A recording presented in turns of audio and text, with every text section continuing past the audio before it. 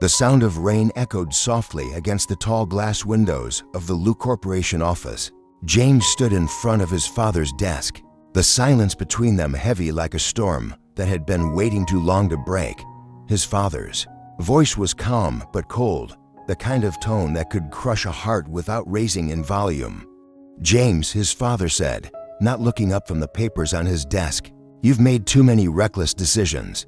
I can't let you run this company anymore. From today onward, you're no longer part of the management."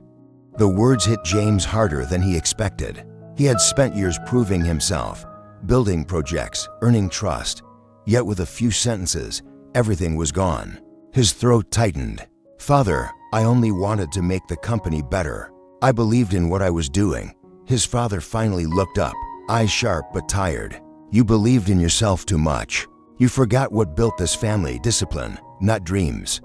And just like that, James Lu, the son of one of the most powerful businessmen in the city, was dismissed. When he stepped outside, the rain had grown heavier. Each drop felt like a reminder of what he had lost: his position, his confidence, his father's trust.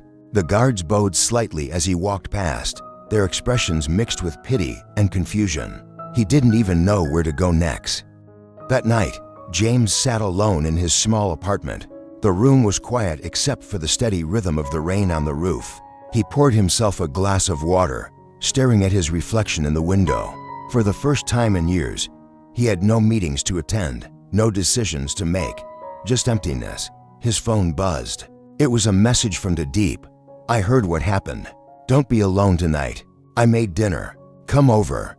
James hesitated for a moment, then sighed and grabbed his coat. When he arrived at Diep's house, the warmth hit him instantly, the smell of soup simmering, the soft light from the kitchen, the sound of her gentle humming. She looked up and smiled, her eyes full of quiet understanding. "You look tired," she said softly, pulling out a chair for him. "Sit, eat something." He sat down without saying a word. The food was simple: rice, vegetables, and fish. But it was the first real meal he had eaten all day.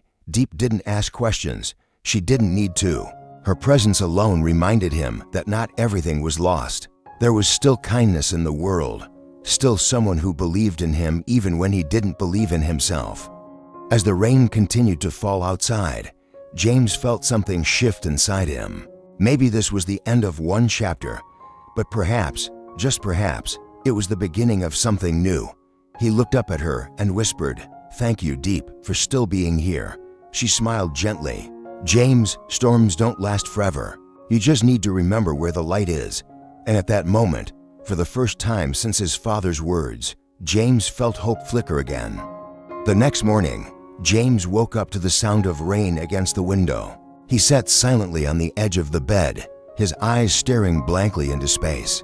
The weight of disappointment still lingered in his chest, his father's voice echoing in his mind. "You're not ready to lead." Those words cut deeper than any wound. Diep entered quietly with a cup of warm tea. She placed it beside him, her hands gentle but firm. "You can't keep sitting here, James. You've fallen, yes, but that doesn't mean it's over," she said softly, her voice both tender and determined. James shook his head. "He built that company, Diep.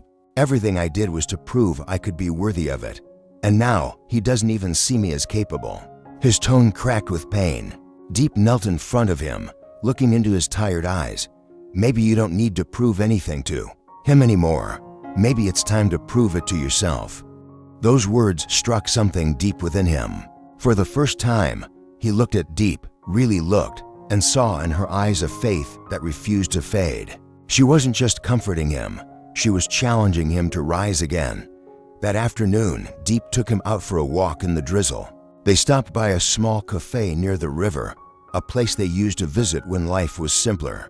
As they sat there, watching raindrops trace paths down the glass, Diep pulled out a notebook. "I've been thinking," she began, sketching a rough idea. "You've got the experience, the contacts, and the drive. What if we start something of our own? Something that's ours, not your father's legacy, but our creation." James blinked, surprised. "A new company, Diep. I don't even know where to begin." She smiled, her eyes sparkling with quiet confidence. "Then we'll learn together. You handle the business, I'll manage the planning. We don't need millions to start. Just courage and a dream." For the first time in weeks, James felt a flicker of warmth in his chest. The despair began to lift, replaced by something fierce and alive, hope. That night, as the rain softened outside, James took Diep's hand. "If I have you by my side," he whispered, "then maybe losing the company wasn't the end. Maybe it was just the beginning." And Diep, her heart full, simply replied, "Then let's build something beautiful from the ashes." Days turned into weeks, and the spark that Diep had lit in James began to grow into a fire of determination. The couple rented a small space in the outskirts of the city, a place that once served as an abandoned warehouse. It smelled of dust and dreams waiting to be reborn. There were no expensive desks, no assistants, no luxurious offices like before. Just a pair of old laptops, a whiteboard full of ideas, and to people who refused to give up on each other. Every morning, Diep would brew coffee while James sat at the table, scribbling plans and researching potential investors. Their days were long and exhausting, but filled with something new, purpose. There were moments when the internet connection failed, when clients turned them down, when James doubted everything again. But every time his spirit wavered, Diep would reach across the table, place her hand on his, and whisper, "Remember why we started." They called their new company New Leaf, symbolizing a fresh start, one born from hardship, but nourished by hope. At first, no one believed in them. Old partners ignored James's calls, and his father's influence still shadowed his name. But Diep had an idea: to focus on sustainable agriculture, helping local farmers connect with urban markets directly. "People trust those who care about the earth," she told James one night, her eyes glowing with quiet confidence. And she was right. Slowly, small farmers began to take notice. They found in New Leaf a platform that respected their work, paid them fairly, and promoted organic growth. James worked tirelessly, meeting with partners, negotiating deals, while Diep designed marketing campaigns and managed their growing team. One evening, after a particularly long day, James came home to find Diep asleep at her desk, papers scattered around her. He stood silently for a moment, the light from the desk lamp painting her face in soft gold. A wave of emotion washed over him. She had believed in him when even he had stopped believing in himself. He approached her gently, covering her with a blanket. "You're my strength, Diep," he whispered. "Without you, I'd still be lost." The following week brought an unexpected surprise. Their first major investor agreed to fund a partnership project. When the email confirmation arrived, Diep screamed with joy and hugged James tightly. "We did it," she laughed, tears of happiness glistening in her eyes. James smiled, his heart swelling. "You did it, Diep. You saved me and gave me a reason to rise again." As they stood together in that small office, surrounded by plans, dreams, and laughter, James realized something profound. Success was no longer about power or wealth. It was about the person who stood beside him through the storms. And in that moment, he knew Diep wasn't just his partner in business. She was his home. Months passed, and New Leaf began to bloom beyond what either James or Diep could have imagined. What started as a tiny seed of hope in an abandoned warehouse had now grown into a thriving enterprise. Farmers from nearby provinces traveled miles just to work with them, praising the fairness and transparency that New Leaf represented. Their office, once silent and cold, now buzzed with the sound of ideas, laughter, and the hum of a new beginning. James had changed. The once proud CEO who used to wear suits worth thousands of dollars now showed up to meetings in rolled-up sleeves and muddy boots. He wasn't ashamed anymore of where he stood, because he had built everything from the ground up, and through it all, Diep remained by his side, his confidant, his strength, his constant light. One late evening, after the last employee had gone home, James and Diep sat on the office rooftop, watching the city lights flicker like distant stars.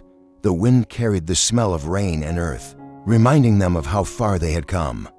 James handed Diep a warm cup of tea and said quietly, "You know, I used to think success was about power, about proving something to my father. But now," he turned to her, "it's about peace.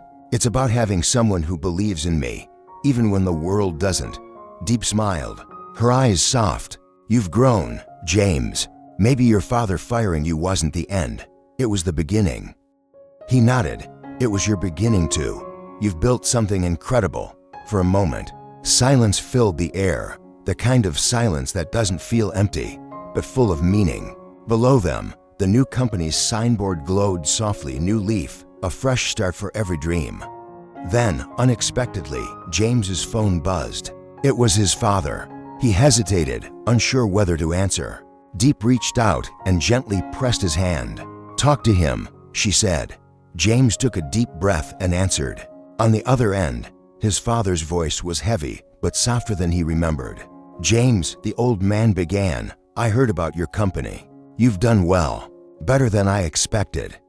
There was a pause. James could hear the emotion trembling behind the words. "I may not have agreed with your choices, but I'm proud of what you've become.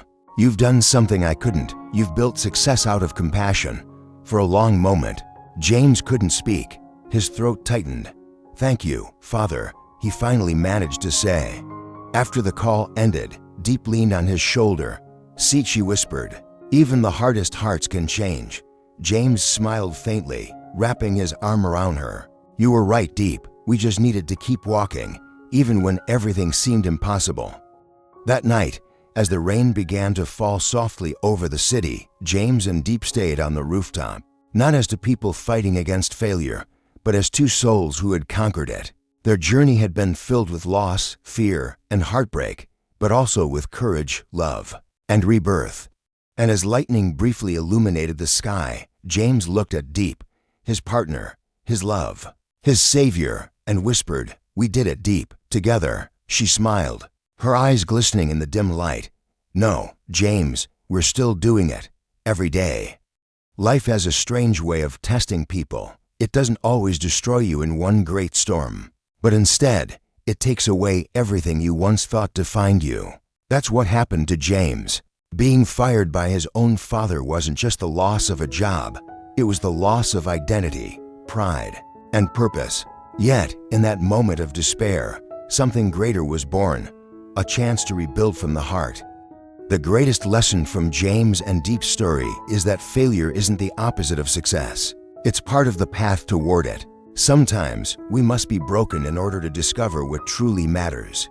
James's wealth, title, and power had once defined him, but none of those things could give him peace. Only when he lost everything did he begin to see the beauty of simplicity, the value of integrity, love, and faith.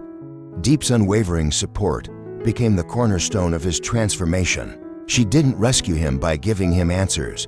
She did it by believing in him when he had stopped believing in himself. Her kindness reminded him that even when the world closes its doors, one person's love can open a new window of hope. It wasn't about luxury or status anymore. It was about meaning. Their journey teaches us that love is not about standing beside someone only when they're winning, but walking with them when the road turns dark. True love doesn't demand perfection. It nurtures growth. It reminds us that even in the ruins of failure, there is always something worth saving, the strength to start over. In the end, James and Diep didn't just build a company. They built a new life philosophy. They proved that happiness doesn't bloom from power or money, but from purpose and partnership. When two hearts believe in each other, even the hardest fall can turn into a new beginning. And that's the quiet miracle of love. It doesn't promise an easy life, but it gives you someone to hold on to when life gets hard.